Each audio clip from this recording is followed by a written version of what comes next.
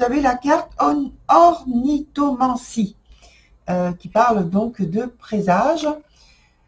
Alors, je vous montre bien ces nouvelles cartes parce que je ne les emploie que très rarement, en fait. Et alors, un petit détail, sur cette carte, vous avez un petit oiseau qui est ici. Je ne sais pas si vous l'avez vu tout de suite. Voilà, il est au bout de mon doigt. Donc, on voit le vol des oiseaux à l'arrière, en haut. Mais je voulais vous montrer ce petit oiseau qui est à la fenêtre, là. Parce que ça me paraît important, dans la mesure où c'est avec ce moyen, je ne vais pas parler d'outils, parce que les oiseaux, pour moi, c'est pas un outil. Donc, c'est plutôt par ce moyen qu'on vous conseille d'avoir donc plus d'observation et peut-être ensuite d'analyse par rapport au vol des oiseaux. Et donc, il s'agit d'observer la direction, le regroupement, si c'est un oiseau qui est solitaire, si le vol est saccadé, s'il est planant. Ce sont des exemples si la direction dans laquelle cet oiseau ou ces oiseaux se dirigent, c'est nord, sud, sud, nord, une direction que vous avez par rapport à votre position, c'est de gauche à droite ou de droite à gauche. Il y a aussi le lien où se produit le vol en question. Est-ce que c'est dans un jardin avec une nature particulière, au point de vue de la végétation, je veux dire. Est-ce que vous avez observé que les oiseaux viennent facilement à vous, ou alors c'est vous qui avez une grande attirance par rapport à ces animaux? Voilà, est-ce que vous êtes sensible à leur plumage? Voilà, ce sont des idées que je lance, qui peuvent, j'espère, vous être utiles. Ensuite, sur le deuxième point, on a la question: qu'est-ce qui bloque l'expression de votre talent, de votre don? Eh bien, vous avez la carte gâteau de la chance. Je vous montre aussi cette carte.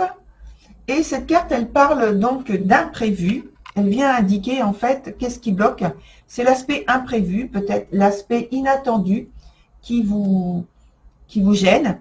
Et en fait, cette carte, elle vient souligner ce point-là justement parce qu'elle vous dit d'accepter d'être surpris, d'accepter de ne pas être prêt en toutes circonstances à faire quelque chose à partir de votre don. Elle vous demande en fait d'avoir de l'adaptation aux circonstances, aux événements. Voilà, de ne pas en fait bloquer là-dessus, parce que ça bloque justement l'expression, la fluidité, la venue de votre talent quand vous voulez vous en servir, consciemment bien sûr. Je parle toujours lorsqu'on veut se servir du talent que l'on a de manière consciente. Ensuite, sur le troisième point, ce n'est pas une question, c'est plutôt une information, un conseil qui vient au travers de la carte qui sort. Alors là, on a deux cartes. D'abord, la première, qui est planche de Ouija, et qui parle de vigilance à avoir. Et donc, quand on sort donc cette carte-là, moi, je prends une autre carte, parce qu'on parle de vigilance, des choses comme ça. Et puis, en même temps, la carte de Ouija, on parle donc de spiritisme. Et c'est pas quelque chose de léger de s'aventurer dans ce type d'expérience. Donc, c'est pour ça que je prends une autre carte pour pouvoir expliciter ou étendre l'information qui sort. Donc là, on vous dit donc vigilance et on vous dit de ne pas vous aventurer dans ce que vous ne connaissez pas. Or, juste avant, on a la carte gâteau de fortune qui parle d'inattendu, d'imprévu et d'accepter d'être surpris. Donc, ce serait presque contradictoire, mais en fait, pour moi, non. C'est plutôt d'accepter ou de profiter, une invitation à faire un travail sur votre ressenti. C'est plutôt ça, c'est comme ça que je l'interprète, justement pour ne pas être perdu, ne pas se sentir perdu et tomber dans quelque chose que vous n'arriveriez pas à vous défaire. Et donc là, on vous dit de faire un travail sur votre ressenti.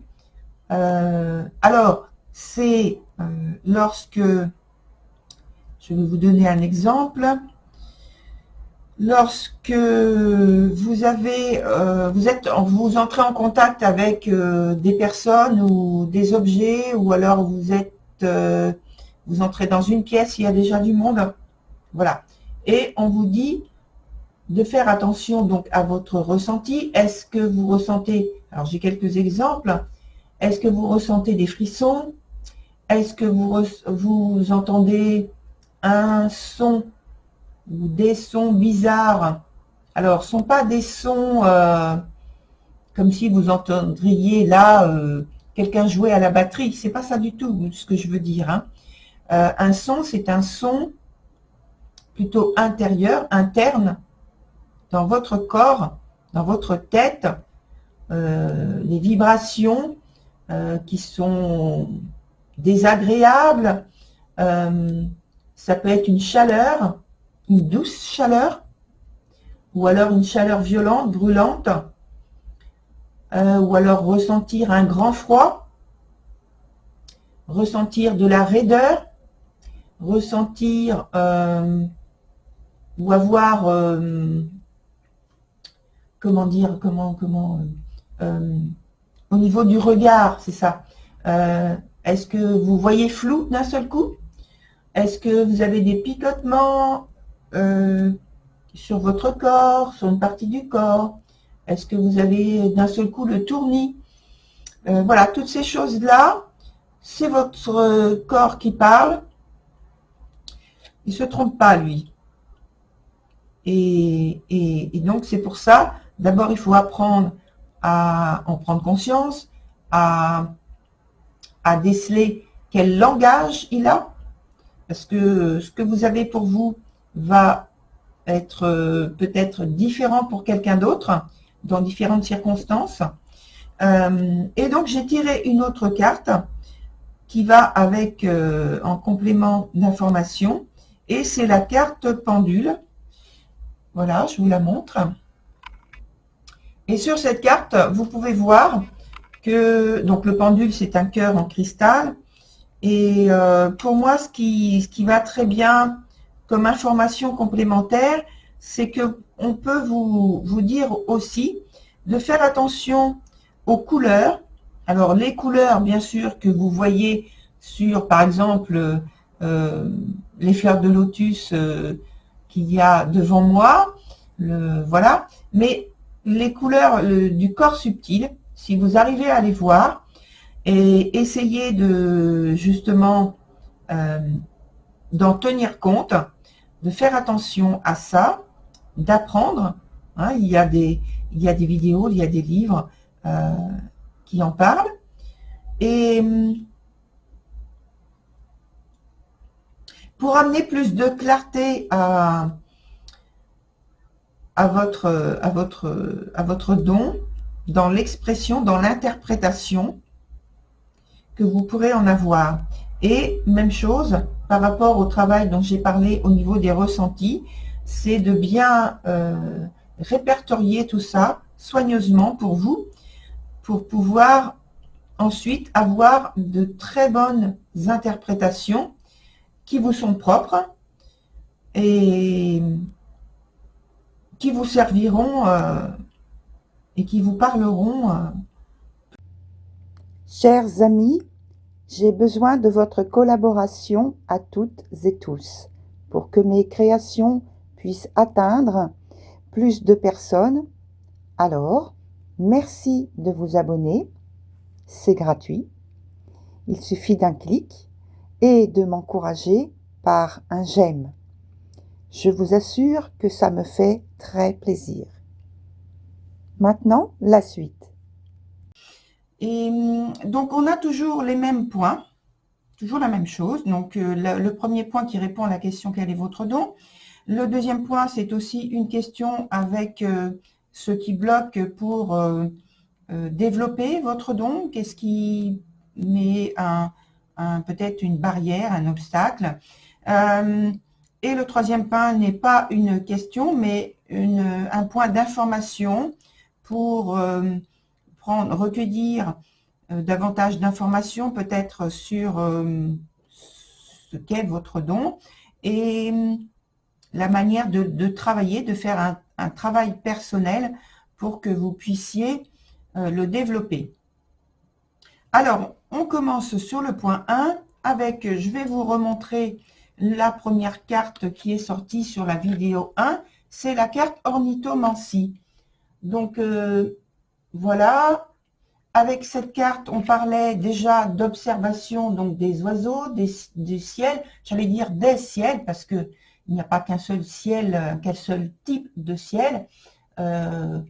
J'avais donné comme petits exemples de voir au niveau des nuages, au niveau du sens du vent, bien sûr le vol des oiseaux, la direction, est-ce qu'il est seul, est-ce que c'est en groupe, quel groupe, dans quel lieu géographique vous avez donc cette possibilité de les voir. Voilà, donc ça c'est quelques exemples et il y a davantage d'informations sur la vidéo 1 que je vous invite à aller écouter. J'avais aussi parlé d'essayer de connaître est-ce ces oiseaux viennent-ils vers vous facilement, les oiseaux en général, ou est-ce que vous avez une attirance pour les oiseaux? Voilà, c'est quelques formes de questions en exemple que vous pouvez vous poser et y répondre, bien sûr, chercher à y répondre. Et avec l'association de la carte du pendu, qui est dans son sens, dans son sens renversé en fait. Hein, là, je l'ai posé comme ça, mais comme j'ai bougé tout à l'heure pour arranger, et en fait j'ai dû la mettre dans l'autre sens. Donc normalement, elle est dans son sens, dans ce sens-là. Voilà, dans son sens renversé, qui est positif. Et en fait, elle vient nous amener de l'information qu'il faut avoir, donc de la flexibilité, de la fluidité, surtout de la réceptivité par rapport à ce qui se passe quand vous voyez un vol d'oiseau. Et c'est pour adopter en fait cette attitude, il faut être dans un lâcher-prise total, corps et esprit. C'est très important, c'est ce que montre en fait vraiment cette carte du pendu, où le corps est pendu justement, mais l'esprit justement doit être détendu et non pas préoccupé par le fait qu'il est à l'envers, dans son sens à l'envers. Alors on doit se rendre disponible, c'est pour être disponible le plus possible dans tous les sens du terme et être en confiance à la réception des messages que l'on va décoder. Alors je dis on, mais c'est vous, hein, cher taureau, que vous allez pouvoir décoder par rapport à ces ciels, à ces vols d'oiseaux, et donc les messages que vous allez en retirer. Je vous invite à noter les informations que vous en retirez, les conclusions, les synthèses que vous en retirez. Et là, il faut vraiment renoncer à toute action physique. C'est vraiment l'esprit qui doit être totalement disponible. Et le corps, il faut essayer de ne pas chercher à faire, je ne sais pas, faire un exercice particulier qui va vous épuiser, qui va en fait ramener votre attention sur quelque chose de dangereux, voilà, ou qui vous met en danger, prendre des risques, qui va vous amener en fait à ramener votre attention sur le corps au lieu de l'amener sur votre esprit et donc les messages qui peuvent vous être transmis par l'intermédiaire du vol d'oiseaux, de l'observation du ciel, etc., etc. Sur le deuxième point, donc qu'est-ce qui peut bloquer, vous gêner dans l'expansion de ce don, c'est l'aspect imprévu. Avec la carte de gâteau de la chance, que je vous remontre. Alors, je vais essayer de faire en sorte, voilà, là, ici, il n'y a pas de reflet, pas trop. Voilà, gâteau de la chance. Et cette carte est associée à l'arcane des amants. Donc, l'iconographie dans ce jeu, ce sont deux personnages qui sont, je pense, en forêt, sous les arbres, de nouveau des arbres. Donc, il y a des arbres ici. Il me vient quelque chose, mais je vais en parler juste après. Donc là, on parlait d'imprévu, d'imprévisibilité, de l'inattendu qu'il faut accepter, en fait, accepter d'être surpris, de pouvoir être surpris. Et on vous dit donc, par ces deux cartes, de vous faire confiance, et de faire confiance à votre capacité d'adaptation. C'était surtout donc avec la vidéo 1 sur la signification de la carte gâteau de la chance. Et des circonstances et des événements. Donc, faites-vous confiance à votre capacité d'adaptation. Et donc, avec ce qui est dit en 1, le fait de savoir accueillir cet imprévu, cet inattendu, et d'être en fait... alors, ça se rapproche vraiment de ce qu'on a dit avec le pendu, hein, d'être dans la réceptivité. Donc, cet inattendu, donc uniquement, il faut être uniquement dans la réceptivité. Et ça devrait vous permettre de progresser plus facilement. Alors, il y a un équilibre des énergies, comme vous pouvez le voir, yin-yang. Ici, on a seulement l'équilibre, pardon, pas l'équilibre, l'énergie masculine. Et cette énergie masculine, dans mon interprétation, c'est le fait de vous rendre disponible et de pouvoir accueillir l'énergie féminine par cette responsabilité, oui aussi, par cette réceptivité que vous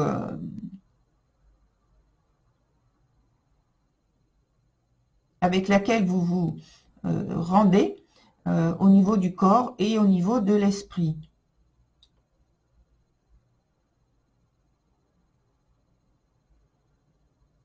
Et ça vous permet d'ouvrir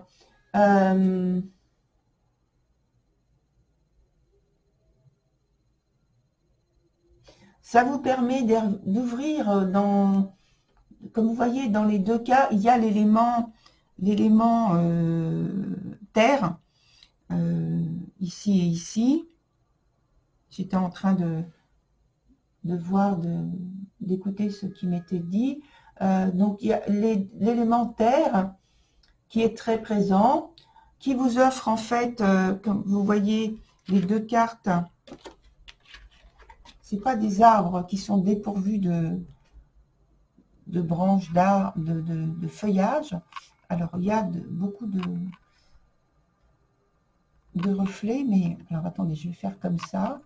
Là, ici, vous voyez qu'il y a donc des arbres qui sont feuillus, et de l'autre côté aussi. Voilà, on n'est pas dans une période d'hiver, par exemple, où les arbres sont dépourvus de feuillage. Donc, en fait, pour moi, ça représente tout ce que vous pouvez obtenir comme, on va dire, comme trésor. C'est tout ce qui vous attend par le fait de votre ouverture de conscience de manière plus large. Le fait d'être réceptif. Sur le dernier point, on avait en vidéo 1 la planche de Ouija. Voilà cette carte. Et sur cette vidéo, elle est associée à l'arcane du monde, qui est dans son sens renversé. Alors, la carte du monde, elle est néanmoins, c'est une carte extrêmement positive. Donc là, il y a en fait un affaiblissement de sa positivité. Et déjà, sur le premier point, avec la carte planche de Ouija, sur la vidéo 1, on avait un avertissement. Et sur cette vidéo, on a également pour moi un avertissement. Donc le premier avertissement, c'est le fait de dire de ne pas vous aventurer dans ce que vous ne connaissez pas, de faire un travail sur votre ressenti. Donc alors j'ai donné plusieurs exemples sur la vidéo 1 que je vous invite, donc je renouvelle d'aller voir. Et par rapport, par exemple, je vais donner 2-3 exemples quand même, par rapport au ressenti, donc au son qui peuvent être bizarres. Alors, c'est pas un son bizarre, par exemple, je ne sais pas, d'un instrument de musique ou des choses comme ça. Je ne parle pas de sons comme ça. Je parle de sons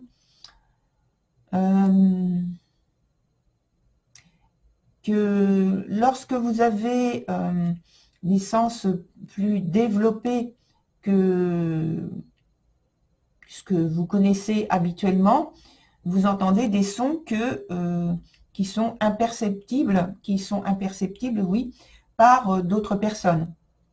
Parce que l'ouverture à ce ressenti, à ce niveau de conscience, n'est pas fait. Et donc, à ce moment-là, vous qui avez donc une ouverture plus large, vous entendez des sons, et ça peut être des très beaux sons, bien sûr, ça peut être des sons bizarres, que l'on qualifie bizarres parce qu'on n'arrive pas à les qualifier. Il peut y avoir, au niveau des ressentis, de la chaleur. Alors, ça peut être une chaleur brûlante, ça peut être une chaleur douce et tiède, ça peut être l'inverse, donc le froid. Ça peut être un ressenti de raideur. Voilà, ça peut être des picotements. Voilà, je vous invite à aller voir donc pour la 3e fois la vidéo 1 parce que je donne plusieurs exemples. Et ici, donc, cette carte associée au monde renversé, c'est aussi un avertissement et à poursuivre par contre jusqu'au bout vos expériences, même s'il y a des temps d'attente, des temps qui vous donnent l'impression d'une stagnation, l'impression ou la réalité d'une stagnation. Et dans ce cas, il faut donc l'accepter, car ce sont des temps utiles à un travail qui se fait à l'intérieur de vous. Et donc, il faut être patient. Patient, ça fait penser à quelle carte? La carte du pendu, qui est dans son sens renversé le plus favorable, mais qui parle aussi de patience. Alors, il faut intégrer donc ces énergies nouvelles, et la même idée est dans le fait que lorsque le pendu se trouve dans son sens à l'endroit, donc il est moins favorable, c'est signe qu'il y a quand même quelques difficultés dans cette acceptation, dans cette fluidité qu'il faudrait trouver. Et dans ces cas-là, donc il y a la même signification de l'arcane du monde. Alors je vous donne cette signification, l'idée de renoncement temporaire, l'idée de sacrifice imposé. Et donc, en synthèse, hein, en gros, hein, ça veut dire un temps de limitation à accepter avec cette carte du monde renversé. Mais sachez que c'est un temps où la réussite est quand même promise. Elle n'arrive pas tout de suite, mais la réussite, le succès, la compréhension arrive grâce aux efforts que vous avez faits ou que vous êtes en train de faire. Voilà, cher taureau, pour ce tirage.